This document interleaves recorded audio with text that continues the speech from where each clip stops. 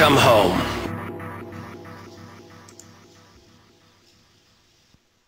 Alright, this is Tangent Talk. I'm your host, Ubi, and we're live on Revolution Broadcasting. We're here. Going too loud. And we're here with Matzilla on Tangent Talk. How's it going, man? Good. Cool. I got the link you posted to me, and I'm going to just say real quick here, it's got a real nice sentence at the top of the page that pretty much is a great introduction here. Did you know the 13th Amendment supplanted an original 13th Amendment already on the books? And that's the question that you are looking for. You're looking for the answer to that. Yeah, I am. I've actually been reading about the War of 1812 about, let me say, a year ago, probably around the time I came across Ron Paul. And what was interesting was I found out stuff that I didn't even know. In fact, I didn't even know about the War of 1812 because school didn't really teach about it. Well, I just taught about 1776. You've enlightened me to quite a few things. Just in the past couple nights, we've been following your investigation in the chat room here at revolutionbroadcasting.com, and I don't know if I was just drooling on my desk during class, or or if they didn't teach it. But a lot of this stuff I don't remember. Oh, I guarantee you, they did not teach this. They didn't tell us that the British destroyed Washington, D.C. They didn't tell us that our Library of Congress contained all these important federal documents. And they didn't tell us that it was destroyed in 1814 during the war. And the British tore it apart, and then they left. I seem to remember pictures or paintings of Washington, D.C. on fire for some reason. I do remember seeing those paintings somewhere. I don't remember if I saw them in school or if I saw them in a museum, but I know there's paintings of it. Oh yeah, there definitely are. They're kind of hard to find too on Google. I mean, I've been trying to look for them, and you'll maybe come across 3 of them, but it's hard to find them. Just like it's very hard to find any pictures of a constitution pre-1860. I can't even find one.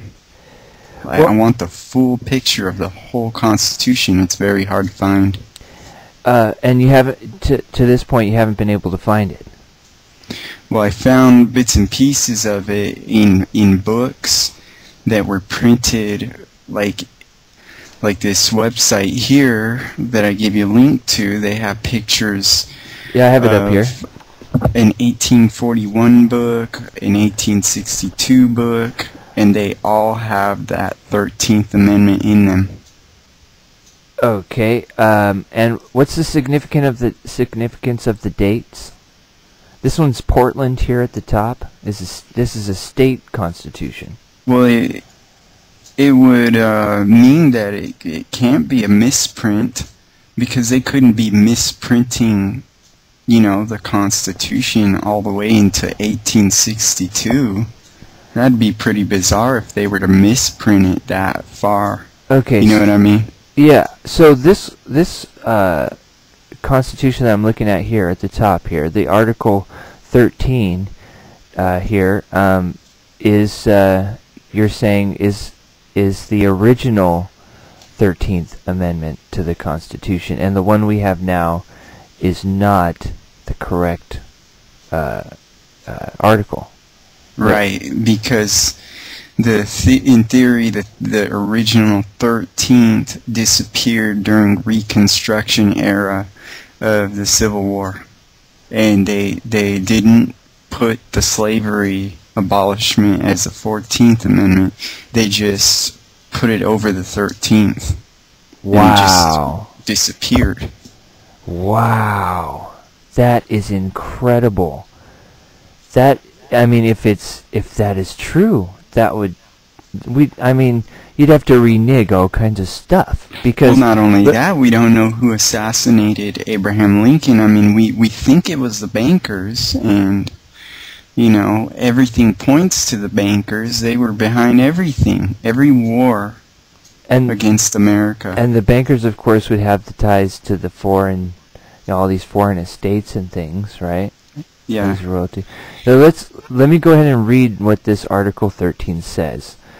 It says, and this is from the Portland, this is the 1825 Portland Constitution, and it says here, if any citizen of the United States,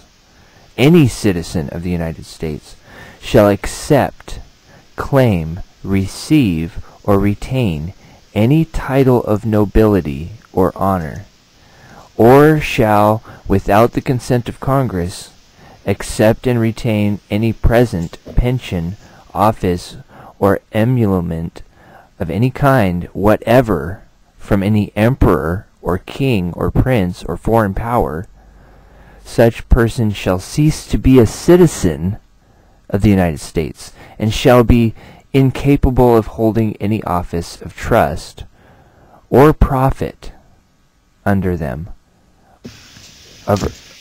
either of them. Now, you would have to get consent of Congress to receive one of these, or you're exiled. You're out. You can't, that would renege on all kinds of people that have held office, that are citizens, We're saying we don't want this kind of corruption in our country. So we're going to put an amendment to the Constitution right now before it gets too bad, and we're going to stop it. And what this question is alleging here is, if this article was originally in our Constitution, what that would mean is that someone took it out.